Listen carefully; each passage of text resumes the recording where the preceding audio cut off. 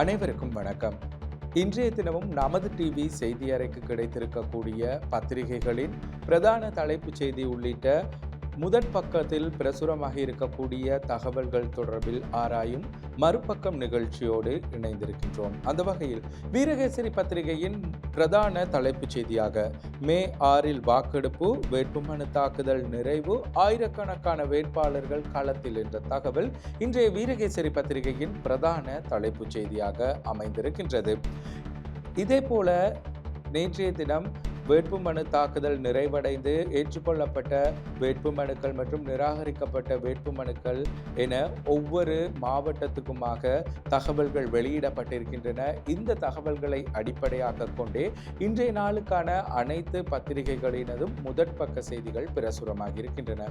ஆகவே ஒவ்வொரு பத்திரிகைகளிலும் இதன் தலைப்புகள் எவ்வாறு அமைந்திருக்கின்றன, எந்தெந்த சபைகளுக்கான வேட்புமனுக்கள் நிராகரிக்கப்பட்டு இருக்கின்றன என்பதை தொடர்ந்தும் எமது மறுபக்கம் நிகழ்ச்சியில் நாங்கள் ஆராய்வோம். அந்த வகையில் வீரகேசரி பத்திரிகையின் அடுத்த செய்தியாக தேசபந்துவின் பிணை கோரிக்கை நிராகரிப்பு, ஏனைய 7 சந்தேக நபர்களும் இன்று நீதிமன்றத்தில் சரணடைவர் என்ற தகவலும், இதோகாவின் 2 வேட்புமனுக்கள் நிராகரிப்பு என்ற தகவலும், இன்று இறுதி வாக்கெடுப்பு என்ற தகவலானது இன்றைய தினம் வரவு செலவு திட்டம் தொடர்பான இறுதி வாக்கெடுப்பு நடாத்தப்பட இருக்கின்றது. அது தொடர்பிலேயே இன்று இறுதி வாக்கெடுப்பு என்ற தலைப்பில் வீரகேசரி பத்திரிகையின் முதற் பக்கத்தில் செய்தி பிரசுரமாக இருக்கின்றது. அதே போல லொஹான் ரத்வத் விடுதலை என்ற தகவலும், முக்கிய உள்ளூராட்சி மன்றங்களின் பல வேட்புமனுக்கள் நிராகரிப்பு என்ற தகவலும், போலீஸ் ஊடக பேச்சாளர் புத்திக மனத்துங்க ராஜினாமா என்ற தகவலும் இன்றைய வீரகேசரி பத்திரிகையின் முதற் பக்க செய்திகளாக பிரசுரமாக இருக்கின்றன. யாழ் தினக்குரல் பத்திரிகையின் பிரதான செய்தியாக வேட்புமனுக்கள் நிராகரிப்பு, தேர்தல் ஆணைக்குழுவுக்கு எதிராக வழக்கு, ஜனநாயக தமிழ் தேசிய கூட்டணி தீர்மானம், வரலாற்றில் காணாத முட்டாள்தனமான அணுகுமுறை, அரசின் சதித்திட்டத்திற்கு தேர்தல்கள் ஆணைக்குழு ஒத்துழைப்பு என்ற தகவலானது சுரேஷ் பிரேமச்சந்திரனின் நிழற்படத்துடன் இன்றைய யாழ் தினக்குரல் பத்திரிகையின் முதற்பக்க பிரதான தலைப்புச் செய்தியாக அமைந்திருக்கின்றது. இதனை தவிர பதவி விலகினார் போலீஸ் பேச்சாளர் என்ற தகவலும், மே மாதம் 6 உள்ளூராட்சி தேர்தல் என்ற தகவலும், விபத்தில் காயமடைந்த குடும்பஸ்தர் மரணம் என்ற தகவலும் இன்றைய யாழ் தினக்குரல் பத்திரிகையின் முதற்பக்க செய்திகளாக பிரசுரமாக இருக்கின்றன. இதேவேளை பட்டலந்த விவகாரம் மட்டுமல்ல, வடக்கு கிழக்கில் நடந்துள்ள படுகொலைகளும் விசாரிக்கப்படும் என்ற தகவலானது கடற்றொழில் அமைச்சர் ராமலிங்கம் சந்திரசேகரின் நிழற்படத்துடன் இன்றைய யாழ் தினக்குரல் பத்திரிகை முதற் பக்கத்தில் செய்தி பிரசுரத்திருக்கின்றது. அதே போல ஜனாதிபதி அனுரவுக்கு வாக்களித்தது மிகப்பெரிய தவறு என்பதை மக்கள் உணர்ந்து விட்டனர் என்ற தகவலானது ஜனாதிபதி சட்டத்தரணி எம்.ஏ. சுமந்திரனின் நிழற்படத்துடன் இன்றைய யாழ் தினக்குரல் பத்திரிகையின் முதற்பக்க செய்தி பிரசுரமாக இருக்கின்றது. இதனை தவிர்த்து யாழ் தேர்தல் மாவட்டத்தில் 13 கட்சிகள் 10 சுயேட்சை உள்ளூராட்சி தேர்தலில் போட்டி, 35 வேட்புமனுக்கள் நிராகரிப்பு என்ற தகவலானது யாழ் மாவட்ட பதில் அரசாங்க அதிபரின் நிழற்படத்துடன் பிரசுரமாக இருக்கின்றது.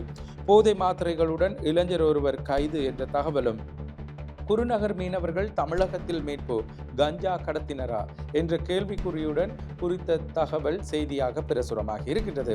காற்றாலை மின் உற்பத்தி திட்டத்திற்கான ஒப்பந்தம் திருத்தப்பட்டதா, மறுக்கும் அதானி நிறுவனம் என்ற தகவலும், தையிட்டி விகாரை தொடர்பில் காணிக்கான மக்கள் உரிமை இயக்கம் பௌத்த சாசன அமைச்சருடன் ஆராய்வு என்ற தகவலும் இன்றைய யாழ் தினக்குரல் பத்திரிகையின் முதற்பக்க செய்திகளாக பிரசுரமாக இருக்கின்றன.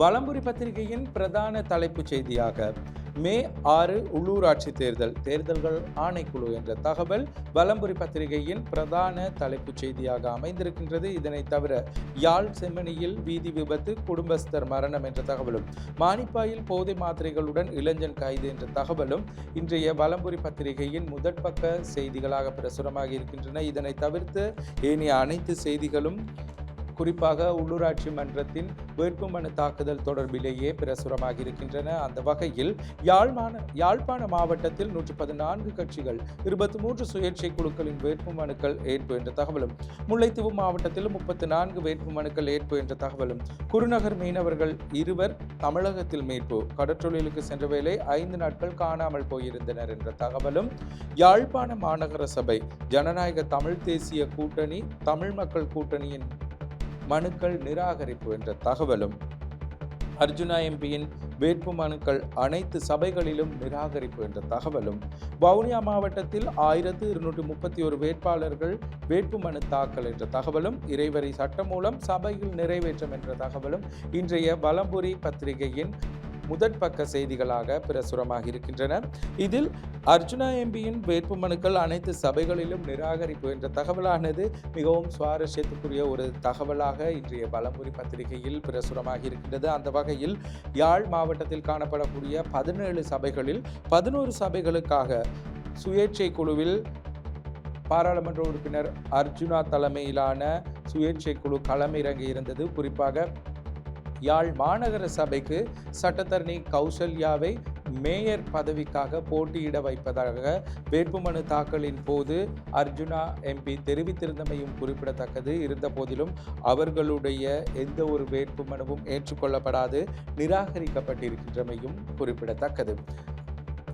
இதன் விரிவான செய்திகளை வலம்புரி பத்திரிகையின் 15ஆம் பக்கத்தில் குறிப்பிடப்பட்டிருக்கின்றது.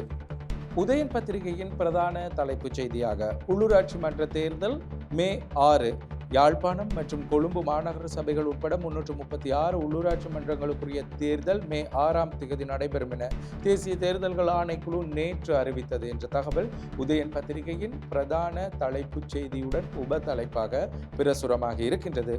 7 வேட்புமனுக்கள் கிளிநொச்சியில் அவுட் என்ற தகவலும், மன்னார் மாவட்டத்தில் 8 வேட்புமனுக்கள் நிராகரிப்பு என்ற தகவலும், யாழ்ப்பாணம் மாநகர சபையில் மான், சங்கு உள்ளிட்ட 5 வேட்புமனு நிராகரிப்பு என்ற தகவலும், வவுனியாவில் 103 உறுப்பினர்களின் தெரிவுக்காக 1231 வேட்பாளர்கள் களத்தில் என்ற தகவலும், தொழில்நுட்ப கோளாறால் தாமதித்து ஏற்கப்பட்டது சங்கு கூட்டணியின் மனு என்ற தகவலும், யாழ்ப்பாணம் மாவட்டத்தில் 35 மனுக்கள் அவுட் என்ற தகவலும், முன்னணியின் வேட்புமனு 2 இடங்களில் நிராகரிப்பு என்ற தகவலும், 4 வேட்புமனுக்கள் முல்லையில் நிராகரிப்பு என்ற தகவலும் இன்றைய உதயன் பத்திரிகையின் முதற் பக்க செய்திகளாக பிரசுரமாக இருக்கின்றன.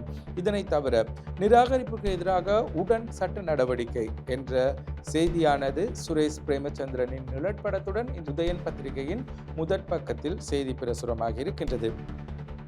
இதேவேளை தேசிய மக்கள் சக்தியை ஆட்சியில் ஏற்ற சதியா, சங்கு கூட்டணி கேள்வி என்ற தகவலும், பட்ஜெட் மீது இன்று இறுதி வாக்கெடுப்பு என்ற தகவலும், மிருசுவில் படுகொலையாளி சுனில் ரத்நாயக்கவுக்கு பயணத்தடை என்ற தகவலும் இன்றைய உதயன் பத்திரிகையின் முதற்பக்க செய்திகளாக பிரசுரமாக இருக்கின்றன. இதேவேளை இந்த செய்திகளில் பெரும்பாலான செய்திகள் வேட்புமனு தாக்கலுடன் தொடர்புடையதாகவே காணப்படுகின்றது. இதனை சித்தரிக்கும் வகையில் ஒரு குட்டி தகவல் இன்றைய உதயன் பத்திரிகையின் முதற் பக்கத்தில் காணப்படுகின்றது. முச்சந்தி முரளியின் தகவலாகவும் அது காணப்படுகின்றது. அப்ப கணபேரின் கனவில் மண் விழுந்து போட்டது கண்டியலோ என்றவாறு குறித்த தகவல் நகைச்சுவையாக குறிப்பிடப்பட்டிருக்கின்றமையும் சுட்டிக்காட்டத்தக்கது. அந்த வகையில் இன்றைய அனைத்து பத்திரிகைகளிலும் உள்ளூராட்சி மன்ற தேர்தல் தொடர்பான தகவலே அதிகளவில் பிரசுரமாகி இருக்கின்றன. ஆகவே எதிர்வரும் மே மாதம் 6ஆம் திகதி 336 சபைகளுக்கான உள்ளூராட்சி மன்ற தேர்தல் நடாத்தப்பட இருப்பதாக தேசிய தேர்தல்கள் ஆணைக்குழு அறிவித்திருக்கின்றது. நேற்றைய தினம் வேட்புமனுக்கள் ஏற்றுக்கொள்வதற்கான கால அவகாசம் நிறைவடைந்தது. நேற்று நண்பகல் 12 மணியுடன் கால அவகாசம் நிறைவடைந்திருந்த போதிலும் ஆட்சேபனைகள் இருப்பின் அவற்றை சமர்ப்பிப்பதற்காக நண்பகல் 12 மணியிலிருந்து பகல் 1:30 வரையான காலப்பகுதியும் வழங்கப்பட்டிருந்தது.